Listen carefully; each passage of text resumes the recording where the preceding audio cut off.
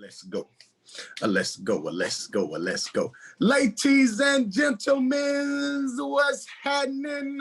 Welcome to another edition of The Player and the Fan. I'm yours truly, David Noel, the player, the coach, and we have our beautiful, esteemed co-host, Miss Quierra. What's happening? Good morning, David. It is. We Good won morning. yesterday. Barely. But hey, but I'm gonna take it though. I'm gonna take it again. We will do a Dino's film breakdown later on in the podcast because again, there are still a couple little things that I think we need to clean up. But I'll show a few different things and what Carolina can do good and a few things that they need to clean up. But I'm glad we got one yesterday. It was much needed. I know it was 48 hours notice of even playing the game because Syracuse got canceled, and I forget who Pitt was supposed. That's who they were supposed to play. Notre Dame was supposed to play Pitt, and both of those games got canceled. So you know, Coach Williams and Mike Brady, they trying to get games in. So they said, bump it, let's go ahead and play it. So excited that we got a chance to play yesterday and kind of get that bad taste out of our mouth over the NC State and Georgia Tech loss. You know what? I think yesterday's game was one of the better games I've seen as far as energy is concerned, and they just seemed more together. Like it just seemed like a more complete game. It may not have been perfect, but it definitely looked better. Definitely won't perfect. Don't you do that. But it looked a lot better than their previous games. And I think for me, the best moment of the night was, of course, Leaky Black taking that last shot, that last layup, and just seeing Garrison kind of embrace him in that moment. And that was like such a needed moment for me for Carolina basketball. And, you know, them finally, ideally, hoping getting on one court. So I was excited for Leaky because he needed that. He did. And the crazy part about it is they ran the same exact play like seconds before or the possession before, and he goes in and he gets it blocked. So and so for him to come back and say, hey, this is on my shoulders. I'm taking this. Yeah. Again, that's the Leaky Black that we need for the rest of the season and throughout the other 39 minutes and 50 something seconds. I don't know when he hit the layup, but it was like, what, 6 seconds to go or something like that? Yeah. That's who we need for the rest of the game as well. That aggression from Leaky is what we've been longing for. And he did it in the Georgia Tech game, and he carried it over to this game. So again, if Leaky can continue to kind of put together those type of performances where he's kind of pushing it a little bit more, he's kind of being a little bit more aggressive and smartly. Like I don't want Leaky just going out there just because he's getting this type of pressure from the media or, you know, fans or all of that kind of stuff. Like he's playing his game. Right. And I love to see it, and I like to see that it is kind of coming together for him over the last couple games. And again, hopefully, but still, I still feel like there's a lot more potential there. There's a lot more potential there. So, but again, we'll see what happens with it. But at least he shined a little bit in that. I think that being seated at the start of the game or Georgia Tech game, do you think that kind of woke him up a little bit, him and Garrison? I know Garrison didn't have the best night, but we talked about, you know what, we're going to move on to winning by the numbers. I see your face. We can definitely talk about it. Do you think that maybe, you know, what is our number? This is how Carolina. Ask your question. This is how Carolina defeated Notre Dame yesterday. North Carolina won 66-65 in a last-minute Saturday pickup game that was, as David said, scheduled in the last 48 hours. Davon Sharp. So before this game, no North Carolina player had scored 20 points. None. And you know, it's funny. I went down a rabbit hole, and just looking at, what players have averaged 20 points at Carolina, and it's astonishingly rare, or in the Roy Williams era, it's usually around 17, 16 points. But the only two players who have done so, who do you think it is? Two players. And one player did it back-to-back seasons. Tyler Hansbrough. Yep. Is one. Yep. And the other player, I don't think Rashad averaged 20. Yes, he did. He did 1 year. He sure did. It might have been our sophomore year. Yeah, I think it was sophomore year. I'm not sure the year, but he did. And I just thought that stat was crazy, that only two players in Roy Williams' era have ever averaged 20 points a game. That's another conversation. But anyway, Day'Ron Sharpe had 25 points. He went 9 for 19. He was amazing at the free throw line because that's usually his weak spot. He went 7 for 9. He had 9 rebounds. He played 29 minutes. It's funny because you actually kind of caught that, him playing heavier. He played 29 minutes. And he was just phenomenal. Coach Williams went with a different lineup, and honestly, it was a lineup that kind of, was reminiscent against Georgia Tech, except that instead of starting RJ Davis, he started Caleb Love. But the only reason he started RJ Davis was because RJ was 35 seconds late to warm-ups for the game. And so that's how Caleb Love, 35 seconds. They had it down to a T. And so that's why he sat instead of started. But the only other player that had a double-digit point was Ghetto number 24. Get right, Walton. Number 2. Man. Kerwin Walton went 4 for 8 from the 3. And had 3 assists, and he played 27 minutes. He had heavy minutes, a dramatic increase from just 2 games ago. So it's just been astonishing how his coach has been starting to rely on him more and his shooting and him being a necessity in the game. Even though I know what you're thinking, his defense is questionable. His defense ain't questionable. His defense is non-existent. So listen, there are 2 things that are going to get you on the floor for any coach in America. I don't care who it is. If you can play defense, you are going to play. And if you can shoot, you are going to play. Those are the 2 things that are going to get you on the court consistently for any coach in America. I don't care who it is. And if a coach telling you that they got to be able to play defense, they lying.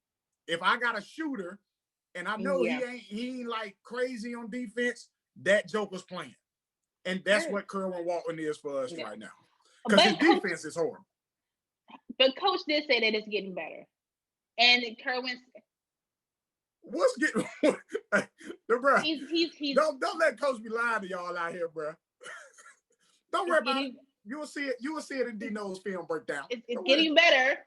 And Kerwin said that he's feeling a bit more comfortable. So I'm ready to see his progress. Come March, we're gonna have this conversation again and see if he's progressed. Okay, we will. But one of the issues yesterday, the good thing is only 8 turnovers. That's the best thing. Yes. That's the best thing. Only 2 fast break points. 2. And those 2 fast break points, I think, came in the second half. I don't even think they had it in the first. 2 fast break points. And 2 fast. Everything else was kind of okay, I guess. No, everything else was dominant. Outside of, again, we still got to continue to shoot the 3 ball better, I feel like, but 10 for 14 from the free throw line is always great, 71%. And then we absolutely dominated the backboards. But again, the problem is, and for North Carolina, especially this team, with our half-court offense being so inefficient, we have to find ways to turn guys over. We have to find ways to get some type of transition points. And that's not happening for this North Carolina team. I don't know if it's we're not able to get the ball out efficient enough. The guards pushing the ball up the floor aren't seeing things early enough to be able to make plays in the transition. But like this team has to rely on some type of fast break points because our individual freelance half court offense isn't going to get it done. That's why you see a game like this where Notre Dame goes 2 for 6 from the free throw line, and we go 10 for 14. They go 11 for 30. We go 8 for 23. Not much of a gap there. We had 14 more possessions than they did. We out-rebounded them on the offensive glass 21-3. Overall, 48-27. Turnovers, they had 2 more turnovers than we did. If I give you those numbers, you think North Carolina won by 20. Yeah. And yet you look at the box score and they win by 1. So on a last second kind of shot too. Yeah. And so they could have lost this game. Yeah. So it shows you it shows you how much is really, really wrong with North Carolina's offense and them not being able to put the ball in the bucket and also their defense as well. Yeah. And it just seems like it's just so hard. Like it seems like it's so difficult. And when just looking at these numbers, it's weird to me seeing that Dayron had 25, Kerwin had 12, and it just drops off to Leaky at 8. And then we go 5 points, 2 points, 3 points. Like, that's just mind-blowing to me. I'm like, how in the Hades did they even get to 66? Like, looking at these numbers, you're like, where does this even add up? So it's just, I don't know. It's just weird seeing these low numbers and wondering how in the heck they won this game, because it, like you said, it doesn't just look like they did. Like it's astonishing. And then when you look at, I feel bad because Armando didn't have the game he usually has, and he's been on the last 9 games, but he went 1 for 7. He only has 4 points, and 2 of those are from the free throw line. And Caleb and doggone RJ, I don't think they had any buckets until the second half. I think. I'm almost positive. But Caleb's 5 points came from the second half, and so did RJ's. And that was his 3. Caleb, so watching the game, like I saw a kid that I think right now is overwhelmed. I really do feel like Caleb he's thinking way too much. He doesn't necessarily, it's either he doesn't believe in himself right now or something else is going on. I haven't seen a kid be that good in high school. Right. And come to this level and it really, really looked this bad. Yeah. So if it's confidence, then like he has to find his way. Like he has to find his way. And a lot of that is sometimes has to come from within. Like a coach can give you confidence for sure. A coach can put you in position to be successful. But at the end of the day, you have to be able to take advantage of those opportunities. And whether that's getting in the gym and kind of working through your own headspace, figuring it out yourself. Like I think a big part of the game is mental. If you look at guys like a Kobe Bryant or a LeBron James or even a Michael Jordan, to the greatest level, like they played the game here. Yes, yeah, and absolutely. And when you play the game mentally, like they dominated the game here. That's the difference. They dominated the game here, and then their body kind of followed and did whatever else it needed to do. With Caleb, your body can't follow if your mind is jacked up. Right. And I feel like right now his mind is somewhere else. And I hope that he can figure it out during the season versus it taking a toll on him for the rest of the season, and he ends up doing something that could possibly either make him a one and done when he's not ready, or him transferring. Yeah. Because that's a possibility too. And because, mind you, this year is free. Yeah. Remember, this year is free. Everybody gets this year for free. So if he does decide to leave, like for whatever reason, then he can go somewhere and it be a clean slate. And I hope that doesn't happen, because I truly believe that Caleb Love is a talent. I truly believe that he is capable of being a really good guard at the University of North Carolina, but he has to get out of his head, and other things have to fall in place for him. So now my question is, because so the thing about Caleb for me is, when you have, like you said, he's so esteemed in high school. First of all, his coach is Jason Tatum's dad. Like, so he ain't coming from no, like, you know, bare minimum. Like, he's being coached by one of the greatest. Like, you know, he has those connections in St. Louis. So for me, I'm thinking, you know, how do I say this?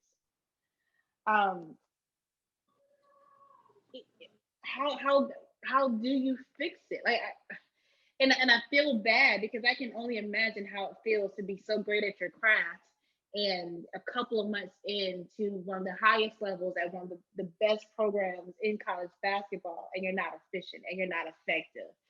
And you know, are people? Do you think people are in his ear telling him, you know, the NBA has to be in question at this point, because we're only a couple of months, you know, out from the season ending, because if, you know, April is right here. So Right. do you think that, you know, whenever a player is having these types of issues, and you start confiding to people that care about you, and they're telling you, like, bro, like, you ain't having a season, you're supposed to, these 3-point games and kicking it, you know, this is what the NBA is looking like, does that make you want to just stop altogether? Because wait, can you enter the transfer portal mid-season? You can.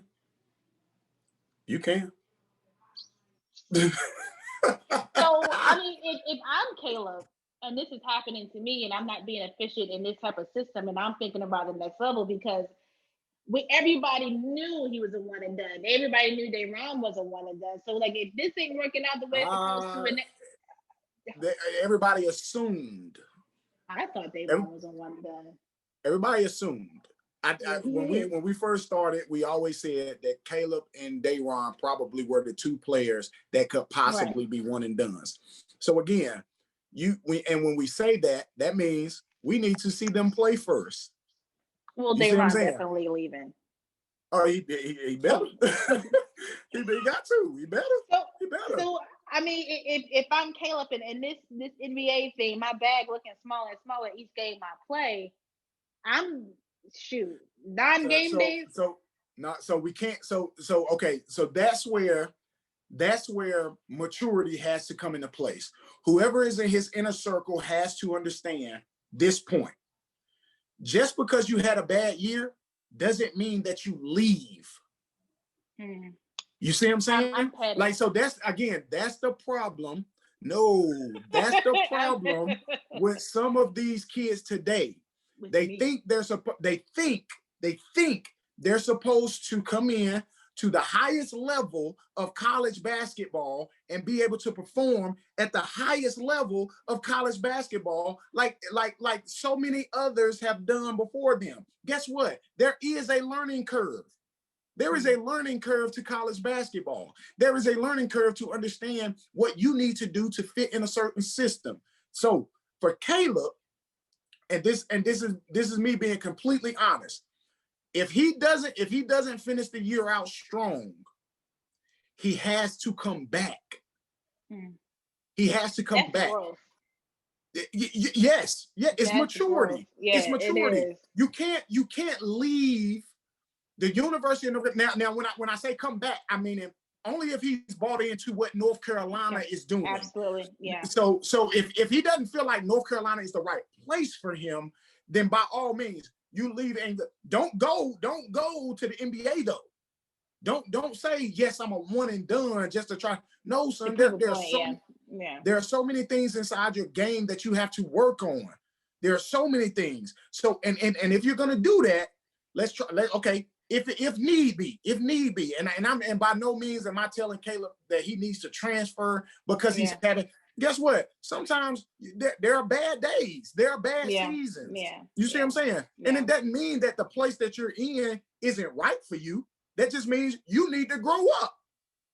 You need to grow up. I need to grow up. You see what I'm saying? Right. So there are certain things inside of his game that he has to work on. And if North Carolina is the place for him to do that, and he doesn't finish this season out strong and shows everybody like who he was in high school, so to speak, then he has to come back. That doesn't mean I leave because I had a bad year. You know what I'm saying? Like think of like Nasir Little.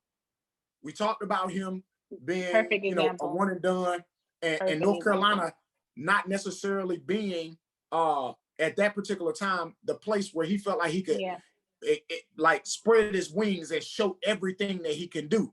That's okay. I'm okay with that. So now, but his potential, it was had some room of growth, right? Yeah. So I'm okay with him leaving for the NBA. Him leaving for the NBA is different from Caleb leaving from the NBA because inside of North Carolina system, Nasir Little was still able to show who he was at times. Yeah. Caleb has not been able to show that, and now it's in his head. Now the NBA is in his head. Now I'm sure he got plenty of people in his circle telling him some of the dumbest things probably. Yeah. And he may, I hope, I pray that he has somebody in his corner that is willing to say, hey, kid, hey, listen, this is what you need to do. And I need you to think through this like strategically and also maturely. Because if he has that, then I think he'll make the right decision. If he doesn't, then he could possibly make a decision that will cost him in the long run. And maybe his game is tailored for, like, so with Cole Anthony, we could see that his game was tailored for the NBA. Yeah. We can't see that with Caleb right now.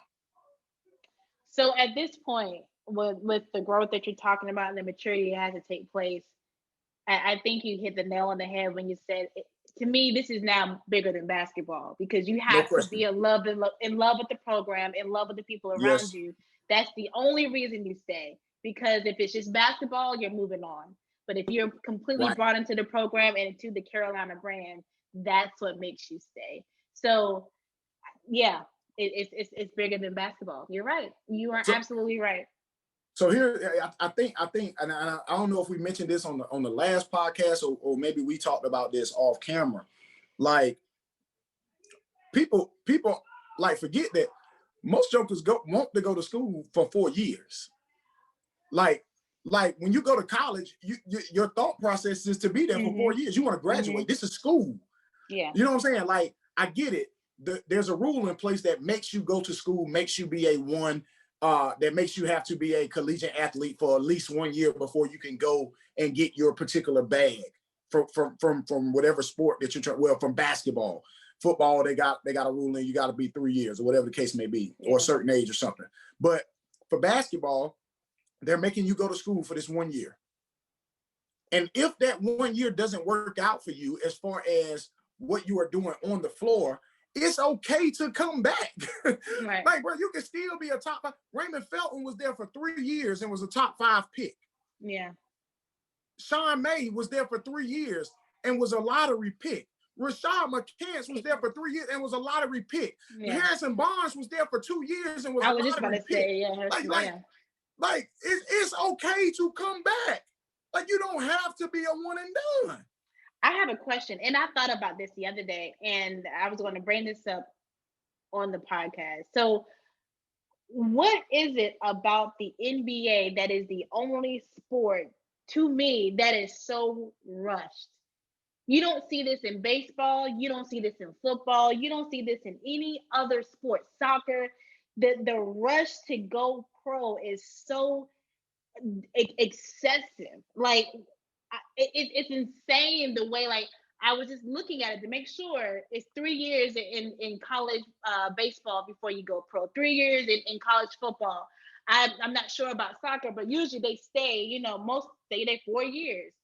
It's just insane how it's so quick for the pipeline to the NBA is like one and done. Or hey, you know what? We've created this other avenue. You can go to the G League and then you can go to the NBA. No other sport is like this but the NBA. And it's insane to me how these kids in basketball grow up so much more quicker than they do in any other sport. And they never seem properly ready. They never are.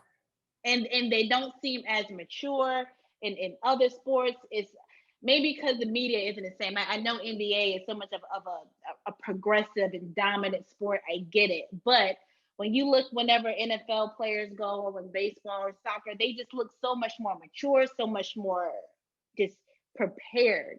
The NBA is seemingly, to me, still getting kids. They are.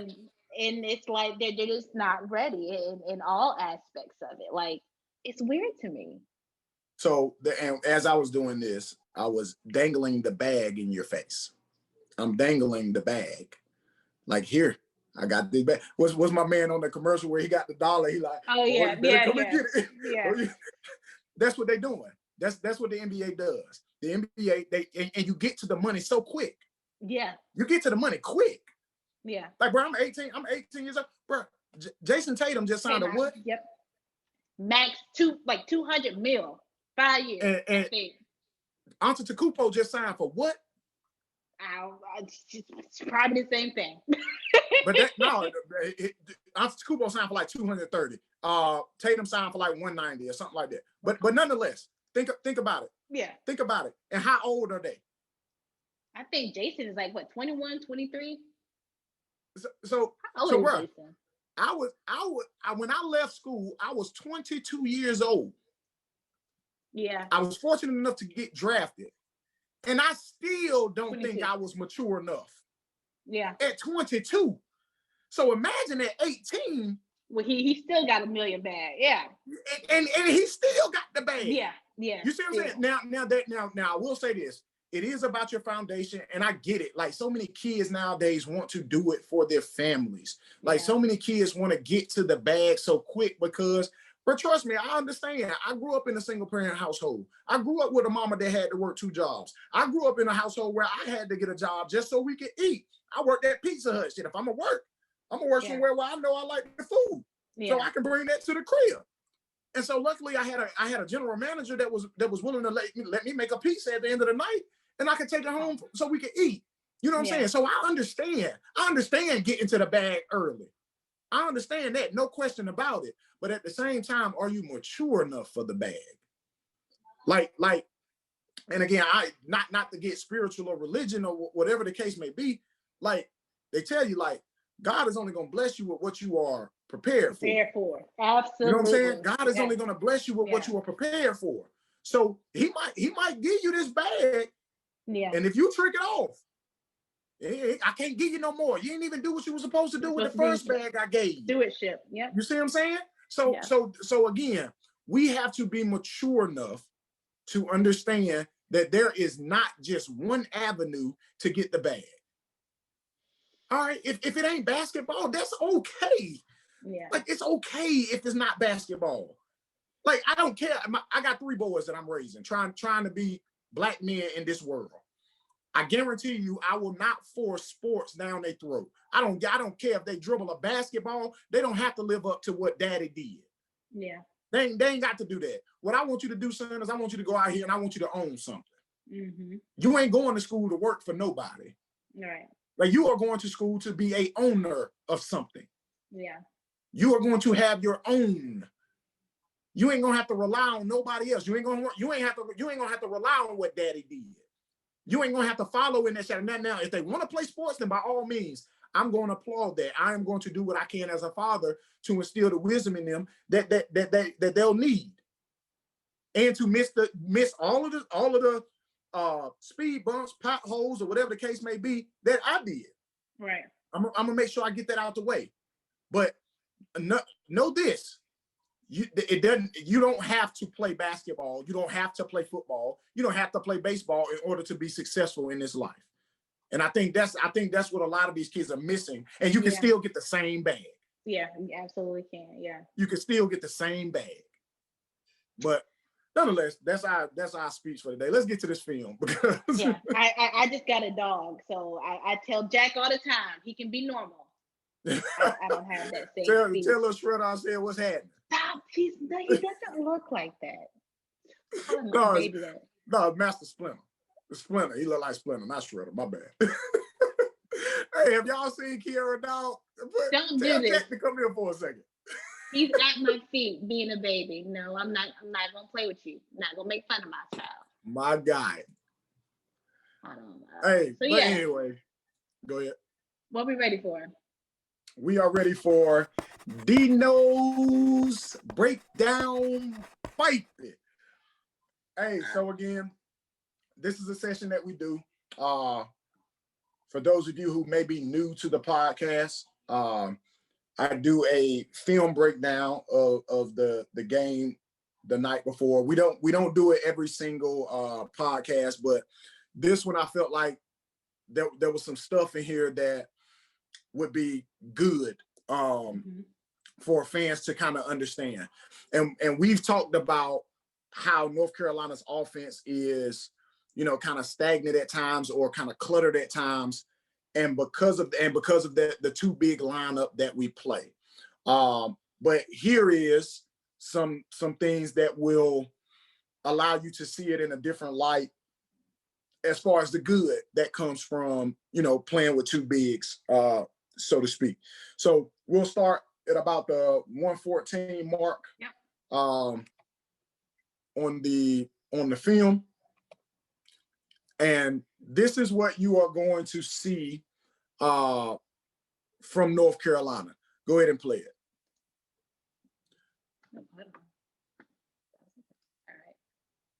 All right, pause it.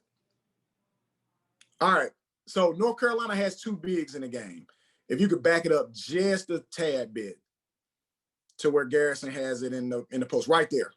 All right, so as you can see, North Carolina plays with two big men. And again, the spacing is terrible, even on this. But you are surrounded because they are so worried about the inside. Now you are surrounded by two shooters and a possible. So I call it, it's like spades. I got two and a possible. So we got two shooters and a possible. And that possible is Leaky, because Leaky can definitely knock down a three when he takes his time and he gets his feet set. I want him to become a little bit more confident in it. So that means he's going to have to get in the gym and get up more and more shots. But as you can see, you got Kerwin right there. They collapse on G. And again, remember what we talked about, having the big post up all the time. So if you look behind Garrison, you have Day'Ron Sharp posted up. And so remember how I told you that sometimes I told you North Carolina does this to occupy the defense on the backside. Right. So instead of having him in the dunker spot on the backside, which is around that A area of tar, right there, heels to the baseline kind of deal, that's the dunker spot. So if he's there, then Garrison has the room to operate. But when you play two bigs like this and they collapse, they're so worried about the inside. Now it opens it up for shooters, and now it opens it up for extra passes. Go ahead and play it. So Garrison, it collapses. He's quick swing. Leaky knocks down the three. Yeah. So that's the type of ball movement that North Carolina needs on a consistent basis. And especially if you're going to play two bigs like that. And again, I don't know if y'all noticed it, but the backside guy was so concerned about Day'Ron Sharp posting up, and he was small that Day'Ron Sharp was able to pin him a little bit, and that's why Leaky was so wide open. All right, let it play a little bit. So here we go. Pause. So ball in the high post. Again, big on big. Look where Notre Dame is. They want to protect the paint. They also want to protect the paint because they understand that North Carolina can't really shoot the three ball. Yeah. So that's why they're collapsing like this. They're saying if we're going to lose this game, it's going to be because North Carolina beats us from the 3-point line. So Garrison gets the ball at the top of the key. Go ahead and play it. swings it out to Leaky. Leaky, pause. Knowing that he isn't a shooter, or knowing that, understanding like his game, as soon as he caught the ball, bang, bang, swing, swing. Yeah. He gets the ball to a shooter, Kerwin is able to knock down the three. That's North Carolina basketball at its finest right there. And that's what we haven't seen over the last couple games. All right, roll over to 236 for me. 236. Again, we're still looking at bigs playing with the bigs. So this is after the possession. We're getting ready to throw the ball in the post. So again, we're going to have an action on the backside. Pause it. Boom, right there. This is the advantage that we have big on big. When we got two bigs playing, and especially if we catch it outside of the post and we have another big dive down, more than likely the help guy is going to be a small. So if a guard is trying to guard a Walker Kessler, a Dayron Sharp, Armando Baycott, or a Garrison Brooks, we are always going to have that advantage. So this is where the big lineup for North Carolina is really, really good. Again, they try to collapse. This time Walker has the mismatch and he goes ahead and finishes it. But as you can see on the backside, you got Caleb Love wide open. Mm-hmm. You got Leaky setting the screen for Playtech to come across as a shooter. And look, where are all eyes? All eyes are in the paint on the big. Yeah. So it really just depends. I don't even, for real, Dayron might have been trying to get it to Caleb, but Walker's so dang on big, he just snatched that joint. But again, nonetheless, this is a big on big that works for North Carolina. Yeah. That was all right, slide it up to 307. Pause. So if North Carolina, Garrison Brooks in particular, we talked about this a little bit last night on after the game. If Garrison Brooks can continue to knock down this free throw line and extend it back to 3 jump shot, it is going to make North Carolina's offense look great. Yeah. And on top of that, if he can continue to knock down this shot consistently throughout the rest of the year, it is going to give Garrison Brooks a chance to be possibly a NBA draft pick. I think that Garrison has the potential to be that. If he can continuously show this throughout this season, where he can step out, because now that the 3-point line is pushed back and he shot it effortlessly, like it looked good, his form looked good, all that kind of stuff. So if he's able to do that on a consistent basis, now Garrison Brooks turns into a second round draft pick, or possibly a first round, depending on, all you got to do is get somebody to like you, or get somebody to love you, excuse me. If you can find one team, all you need is one team to love you, and now you're looked at as a hot commodity, and you're ended up getting drafted before somebody else. So play this. Garrison pops back, boom, lets it go. That was kind of beautiful. Right, because now I'm telling you, if Garrison can do that on a consistent basis, then by all means, I'm telling you that North Carolina's offense will become that much more dynamic. Because why? It is creating the space that everybody else needs, versus what you saw earlier in the clips, where two guards or two bigs are posted up right next to each other in the paint. If Garrison can slide that out to that 3-point range and they have to come out and guard him on a consistent basis, and he can put the ball on the floor with a pump fake and drive, it's going to start to look a little bit dangerous. But again, hopefully that comes to fruition for North Carolina. All right, 508. Yep. So remember when Leaky was saying that there's some selfishness on defense? Yeah. And I'm finna blast your boy Kerwin real quick. Kerwin, again, like I told y'all earlier in the podcast, you get on the floor if you could play defense for a coach and if you could shoot it. Right now, Kerwin is on the floor for North Carolina because he's the only shooter that we have. Outside of Puff Johnson, too, Puff can shoot it, but he's not getting the minutes. I don't think he's developed enough just yet in order to get the minutes right now that he longs for. But Kerwin, he's doing a little bit. Kerwin continuously get hits by screens. Like he doesn't have an awareness on defense that's good enough just yet. But he's on the floor because he can shoot it. But this is the selfishness a little bit that Leaky was responding to when he's talking about everybody playing collectively. Five guys have to play defense. Play it. Pause. That trap right there. So Day'Ron Sharpe closes out and Garrison Brooks sacrifices. At this point, you don't have a man no more. You don't have a man. You are zoned up. You are playing between the two, that kind of deal. So right now, there's a guy wide open on the wing, which that would be RJ if he was to take that, because there's a trap on the ball. And Leaky is doing his job by taking the first pass away right there. Kerwin is on the man, which is perfect. But now continue to play it. Pause. Look at Kerwin. He was on that man. He was on that man that moved. And he's just standing there. So that's the selfishness that he was talking about. And you know what? Let me back up, because I don't want to call that selfish. I do want to call that a lack of awareness, though. Mm. At that point, you have to understand you don't have a man. But if you are guarding that man and you are the closest to him, you don't just stand there and point. Yeah. You follow that man. So now RJ has a smaller closeout to whoever that is at the wing. So those are the little things inside of North Carolina's defense that's what Leaky was talking about. Hey, we're a little bit selfish. We ain't sacrificing for each other. Now, I will say they did do a good job of making the extra effort. This is extra effort by RJ to realize that, hey, dang, that joker's wide open. At least let me run at him and contest the shot. Yeah. We didn't get that in Georgia Tech. Yeah. That didn't happen versus Georgia Tech. Jokers was just watching. Go ahead and play it. Yeah, he did try. See? So those are the little things that has to happen with North Carolina basketball. All right, and this is the last clip.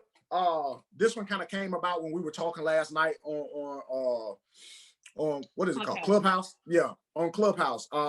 B Dot asked this question, and he was saying that, he didn't know what a hard hedge was. And as I was explaining it last night, this was actually the exact play that I was thinking about, because I know this is the play that fans were kind of worried about, so to speak. All right, go ahead and play it. Pause. That right there is what in basketball terminology is a hard hedge. When a guy it's a side pick and roll, or it can be in the middle as well, but it is when the big man steps out for about two defensive slides. I would have actually liked to see Garrison step out a little bit more. But as you can see, Caleb's man has cut through. Mm-hmm. North Carolina doesn't necessarily do the pass off, meaning defensively, I pass my man off to you. Meaning right now, as this pick and roll is happening, Puff, Day'Ron, and Caleb are in perfect position to just stay there. Especially, and it's called KYP, know your personnel. Yep. Number 5, the ball handler for Notre Dame is a non-shooter. Yeah. So if we understand that, that means a hard hedge. So that's fine. Garrison hard hedges. Playtech does his job. He gets over the screen and then under his man to meet number 5 on the other side of the screen, so he doesn't have a drive. That's ideal. That's what a hard hedge is. The problem is when G doesn't force him to go back enough, he only takes him off of his line by 1 step. G needs to probably take another step. He needs to take another step and force him probably about to the circle of the half court. Mm-hmm. And as he's running back, throw his hands up, and now it makes that pass to the big more of a lob pass. But also, as you can see, Caleb right now in perfect position, he can hold his spot for a second and be able to stunt to that big to give Garrison time to get back. But that's not what North Carolina does, though. So North Carolina, they go ahead and follow their man through, which will make now Day'Ron Sharpe the bottom guy, So he will be the guy that if he did drive the basketball, he would be the guy that helps. But now you don't have a stunt because it's an empty side pick and roll. Right. So that's what happens on this. So as you can see, that's the hard hedge. He gets it back. G does a great job of trying to contest, but when shooters shoot, all they need is a little bit of daylight, and he had that all night. So understanding your personnel a little bit, but also understanding that the guy that's popping, and there's different pick and roll coverages that you could have done there. But North Carolina is a hard hedge team, and they'll continue to do that no matter what. So that's it for Dino's film breakdown. That was really good, Dave. So as we wrap it up, we already discussed Caleb Love. That was kind of one of the questions that I wanted to discuss, so we really went in depth with that. But do you agree? Because I think so. It is time to shut down college basketball because, and I think Duke will be the first to do it, and this is why I think so. Duke recently had their game against FSU canceled due to COVID, and initially it was because of COVID traces and within FSU's program, but it was later released that Coach K wasn't going to coach anyway because he was exposed as well. But Duke was already in Tallahassee, which is the part they're ready to play, but it got canceled. So we already know how Coach K feels concerning the season, and him wanting to just pause it and possibly rethink what's going on. They haven't played a game since December 19th. They're supposed to play again against Boston College on Wednesday. But do you think it's time to go ahead and just, relax the season? It's time to regroup because every week, even Notre Dame's game was canceled, and that's why they had to, play Carolina. Carolina's game was canceled because of Louisville. Like, it's become a consistent problem. Syracuse, my bad. But yeah, a consistent problem within the NCAA with COVID. Are we just risking too much? I know the whole money thing, the NCAA is not going to lose billions the second time around. I get it. But morally, is it time to like go ahead, like, all right, we can just ride this one out? I don't that's a tough call for real. Like, I don't know if it's time to say cancel the season.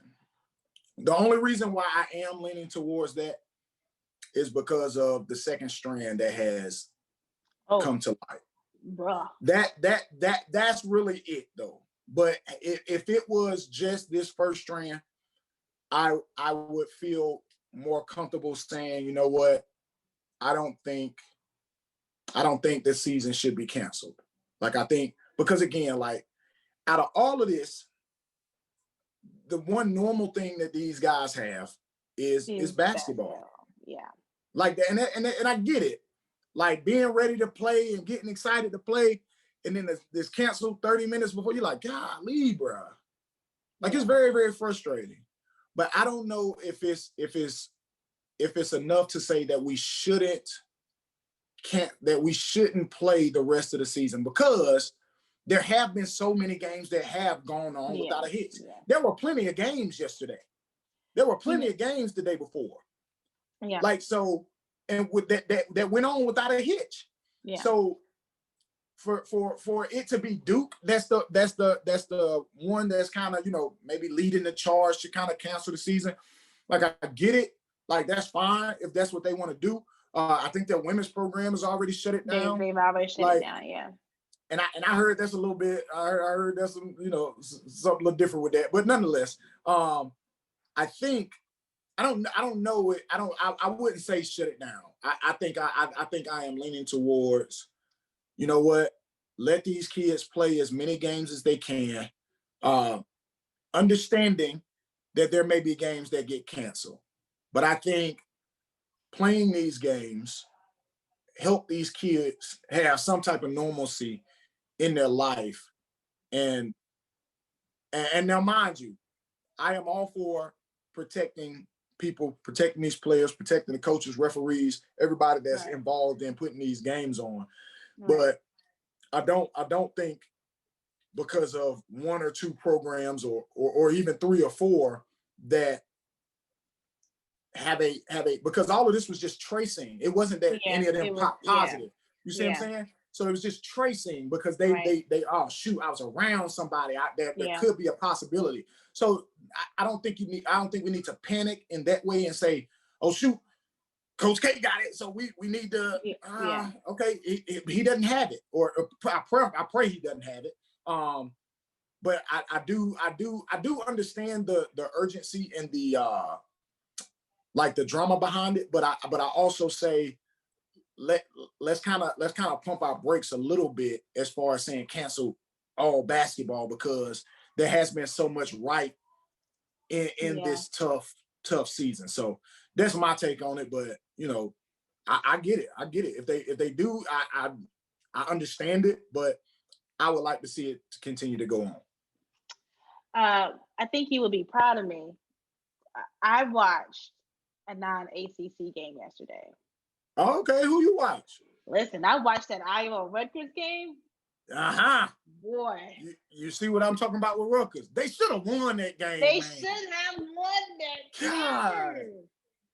They should have won that game. game. That was such a good doggone Hey. game. Like, it had me on the edge of my seat. Like, I was, it was so doggone good. And I actually, wasn't that the game I said I was interested in seeing a couple of weeks ago? I think so. Yeah. But I also watched the Creighton and Providence game too, and that was a really good game too. Mm-hmm. Yeah, hey, I was the Big East gonna, I bet the Big East, not the Big East. The Big East gonna beat up on each other too, but the Big Ten is gonna beat up on each other. Yeah. Bad, bro. Because hold on though, but did you see the Texas and Kansas game? No, I missed it. That. It was so good. Texas beat Kansas 84-59. Who did? Texas is ranked 8 and Kansas is 3. 84 to 59. Texas whooped Shaka doggone smart. Listen, hey, Shaka's finally kind of. I think he's finally kind of getting it. Like he's been able to get some players here and there. And I think Coleman was a hell of a find for Shaka Smart. But I think he's definitely one of the great up and coming coaches. But I'm interested in seeing like how everything plays out for Texas for the rest of the year, because they are such they're kind of older. Yeah, they're senior led kind of deal. So I'm interested, and Greg Brown is possibly a one and done. So I'm interested in to see how they kind of revamp, because right now I think Shaka has had, I don't know how long he's been there. I think it's probably about 4 or 5 years. 4 or 5 years. I was thinking maybe a little bit longer than that. But so if it's about 4 or 5 years, I'm thinking he's like, he's right on the cusp of probably turning the program over. I think he's been there longer than that. Let me see how long. I'm looking right now. He's been there since 2015, so 5 years. Okay, 5 years. Dang, I felt like it was way longer than that. Yeah, because he was. Yeah, because Kenny just came out. Yeah, because Kenny was VCU. Williams was supposed to, VCU. Yeah. Okay, yeah, so 5 years. All right, 5 years. And I think he's had 2 like seasons where it's been where you think Texas basketball is supposed to be. Yeah. And then outside of that, it's been, kind of par or subpar, I think. But at the end of the day, I think Texas they have it.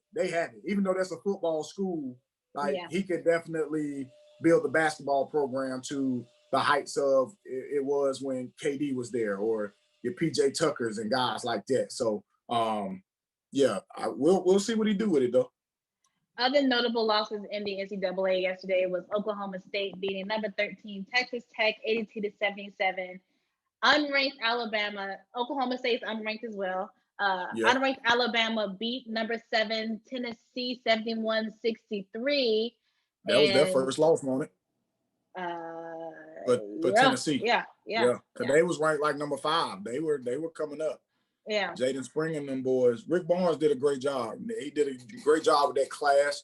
and also with that program, man. I like what Rick Barnes does down there. Yeah. And lastly, unranked Oklahoma beat number 9 West Virginia 75-71. So a lot of good games. I watched that game. I watched that so many good games. But there was another game that happened yesterday that resulted in a loss. North Carolina football was defeated by Texas A&M 41-27, but it was a doggone good game, and Texas didn't have that game until late in the fourth quarter. They scored 24 points in the fourth quarter. But Carolina should have won that game. I truly believe, and I totally understand, and I think this is one thing we will forever agree on. I get Michael Carter and Javonte Williams leaving early, but my God, had they been in that game, they would have won. Rushing was the issue. Carolina only had 90 yards rushing compared to the 300-400 they usually have. Right. Texas A&M only had 225. So had Michael Carter and Javonte Williams been in this game, Carolina would have won this Orange Bowl. And I hate to put that on them or to even put that in the atmosphere, but you can't tell me that had those two been playing, Carolina wouldn't have won. They'd have ran away with it. I think they'd have ran away with it. Absolutely. But that's the price of, the season being pushed back a little bit, all that kind of stuff. And, that's kind of the way it goes. But at the end of the day, for me, like, I'm okay with them sitting out. Like, they have an opportunity to go get the bag after so many years of putting in work. And again, when we turn it, so this is the contrast between NBA and NFL. NFL makes you wait to go get that bag. Yeah. And then they cut your bag in half, and then they only give you a little bit of bag. With the NBA, they give you that bag right away, but you ain't mature enough for it. So for them to make that decision, I think it's a mature decision, honestly, because the university, believe it or not, has made millions off of them. Yeah. Off of every single player that has played on that stage. They make millions. NCAA makes millions, billions for real. Yeah. So off of the backs of these kids. So, and a bowl game isn't necessarily, you're not obligated to play that. You have fulfilled your contractual obligation when the regular season ends. Yeah. Had they been playing in that national championship, of course, they probably would have played. Yeah, no question. But at the end of the day, I do understand their decision and respect it wholeheartedly, because it is enough what they have done. Yeah. We thank them for the incredible career that they had at the University of North Carolina. Yeah. And that's really all you can do. That is. And so Javonte Williams, Mike Carter, Dami Brown, and Chaz Surratt are all leaving. They opted out of the Orange Bowl and leaving early to prepare for the NFL. And like you said, they had phenomenal careers. Chaz Surratt, I don't think, played linebacker since his earlier years in high school. And he came in Carolina as a quarterback, and to make that transition and to excel at it is phenomenal. And Javonte had such a magnificent year, and Dami, had 1,000 receiving. It just made sense. And to me, I think the reason why I'm so gung-ho on football players leaving early is because there is such a small window with the NFL. Right. The average player is, staying 3 years. 3 years. And it's such a short amount of time. And on top of that, there's nowhere else to go. Yeah. Like with basketball, you can go overseas. There's so many leagues. You can make your bag somewhere else outside of the NBA. With football players, it's the NFL, the Canadian League, and possibly the XFL. So, you know what I'm saying? Like those are the only things that you could possibly do as a football player. And again, that window is so small. So if you're going to do it, you got to do it ASAP. And that's okay. And that's okay. So, but for North Carolina, and I'm a huge fan of North Carolina football. Everybody knows my story. I committed there to play football, that kind of deal, but we won't get into that. But I'm a huge fan of North Carolina football. And so with Mack Brown coming back, doing what he did, I just hope that once we do get the opportunity, because I believe it's coming. Absolutely. That these jokers play for a national championship, that they opt in for that one. Right. Opt in for that one. That's it. Right. That's it. They ain't got to play another bowl game, but opt in for that one because. But next year, I don't know. Next year is the year. Next year's the year. I mean, you have next year's the year because guess what? Sam gonna do the same thing next year now. So 19 out of the 22 starters are returning for Carolina next year. That says a lot with like the experience. And then like when you have players coming in who are ready, when you look at, for instance, a Keyshawn Silver, who already he wants to be a dual athlete. He wants to play football and basketball. He's prepared. Your Power Echoes out of Charlotte, your Rah-Rahs and your Drake Mays are coming in. Like there's just so much firepower coming in. Your Eli Suttons, like it's just so much. Carolina is only going to get better. And I really think the way that these players have bonded via social media, there's a brotherhood already with these incoming class, and they're actually starting Carolina. They're a family.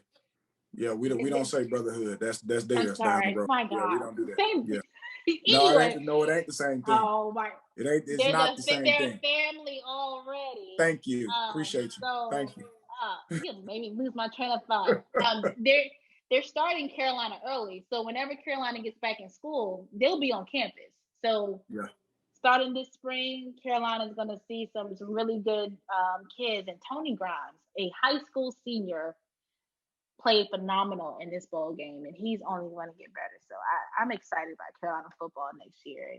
I am too, man. And I hope, like I said, I hope that they can get them one. And you know, because again, they for real, they should have had one this year.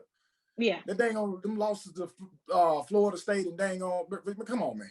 Yeah. Come on, man. We could have been in the ACC championship game. You're right. And I think we would have beat Clemson too. So yeah, you ready to go? It would have been a close game. I don't.